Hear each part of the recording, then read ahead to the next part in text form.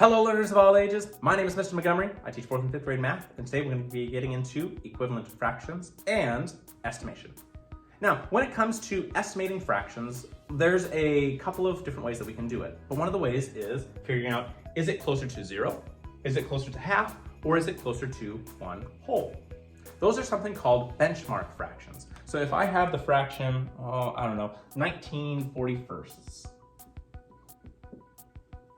I know that trying to figure out what the halfway point of each one is, or I can kind of see how it's close.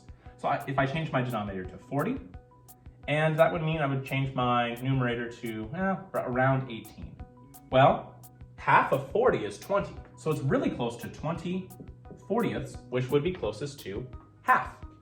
Or another way that I could do this is if I had a fraction, let's see if they give another one in the book. If I had 7/12, I can make kind of a chart. I can go 0, half, or a whole. So all my denominators are going to be 12. 12, 12, and 12. So if I have a value of 0 in the numerator spot, I would have 0 out of 12 pieces. Well, that would be equivalent to 0. Now, if I had half of those 12 pieces, well, what's half of 12? It's 6. So 6/12 would be half. And if I had one whole, or if I had a cake that's cut into 12 pieces, and I had the whole cake to eat for myself, how many pieces would I have altogether? 12 and a stomachache. So you can see that 7/12 is not close to 0/12. It's closest to 6/12, which would be considered half. And that's how we would use benchmark fractions. Now, we're going to be talking about equivalent fractions too, trying to figure out what an equivalent fraction is for a fraction. So for example, I have 2/4, and I'm trying to find an equivalent fraction for 2/4. I have to multiply the numerator and the denominator by the same number. So I multiplied both of them by 8. 2 times 8 is 16, and 4 times 8 is 32. 2/4 and 16/32 are considered equivalent fractions. I also could go the opposite direction.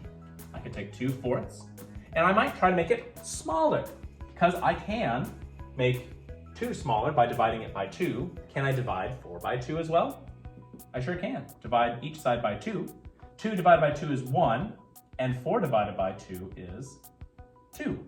Another way that I could draw it out is if I had 2 cakes. And this one's cut into how many pieces? 4. And how many of those pieces did I eat because I was super hungry? I ate 2 of them. I have 2 left. Okay. Now, I have, over here, a cake that's divided into how many pieces? 2. And I was super hungry, and I ate 1. One big piece. If I turn this sideways, isn't this half the cake, and that's also half the cake? So that's what equivalent fractions are. Basically, you're trying to make an equivalent fraction that has a different denominator, different numerator, but has the same value. Let's do a couple of examples where we're using benchmark fractions to figure out if our fractions are closer to 0, half, or whole. Now, when we do this, we're going to take a look at 5/8, and I know that each of my denominators are going to be 8. And I can look at 0/8 if I have a cake that's divided up into 8 pieces, and I have 0 of them, well, that's going to be a value of 0/8.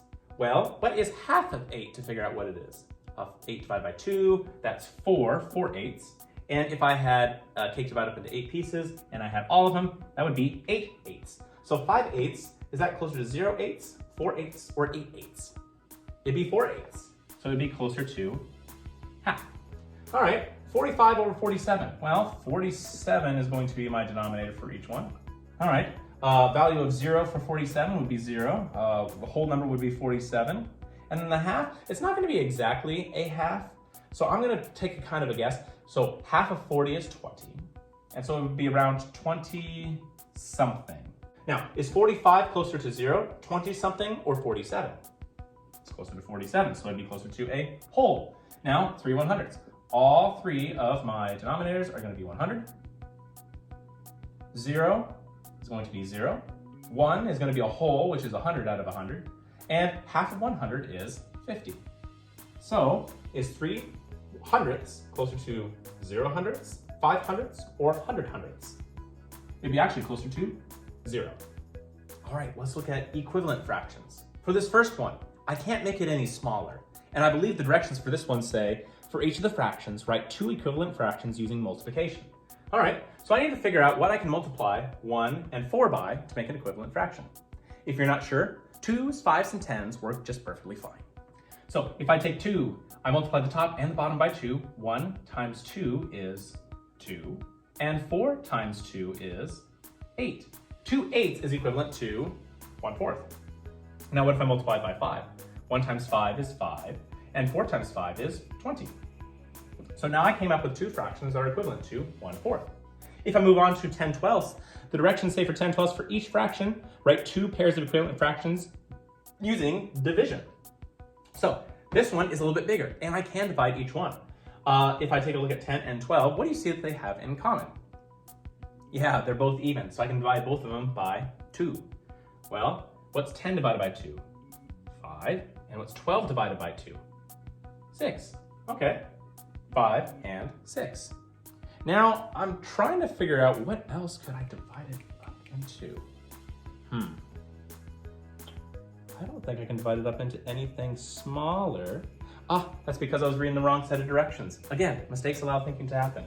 With this one, they say you can use division or multiplication. So I can't make this any smaller, but I can make these a little bit bigger. So I could take 10 times 2. 10 times 2 is 20, and 12 times 2 is 24.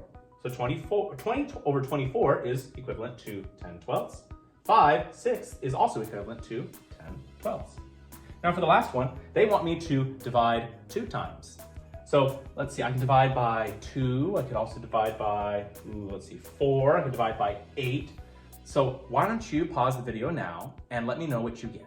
All right, my 5th grade friends. For the first one, I divided by 4. 16 divided by 4 is 4, and 24 divided by 4 is 6. And for the second one, I divided by 2, excuse me. 16 divided by 2 is 8, and 24 divided by 2 is 12. All right, my 5th grade friends, if you take a look at page 77, we're gonna be doing practice problems number 1, 10, and 17. For 1 and 10, it says determine whether the fraction is closer to 0, half, or a whole. Make sure you use your benchmark fractions to figure that one out.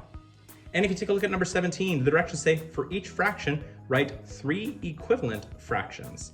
You can use multiplication. If it's large enough, you can also use division. If you have any questions on estimation and equivalent fractions, please let me know when you come to class tomorrow.